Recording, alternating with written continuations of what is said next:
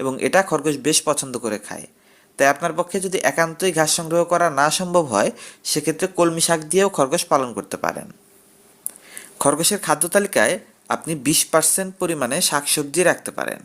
খরগোশ যে সমস্ত সবজি খায় এগুলোর মধ্যে রয়েছে মূলা শাক, গাজর, বেগুন গাছের পাতা, লেটুস পাতা, আবার কিছু কিছু খরগোশের ক্ষেত্রে আম পাতা, হেলেঞ্চা, ডাঁটা শাক সহ প্রায় অধিকাংশ শাকসবজি।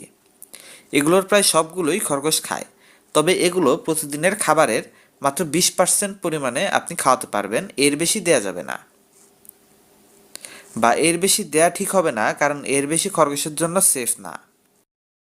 আবার শাকসবজির তালিকার মধ্যে এমন কিছু শাকসবজি রয়েছে যেগুলো খরগোশের জন্য বিষাক্ত। এই ধরনের শাকসবজিগুলো যদি আপনি খাইয়ে ফেলেন তবে আপনার খরগোশ মারা যেতে পারে। তাই ভিডিওটির এই পার্টটা খুব মনোযোগ সহকারে জেনে নিন।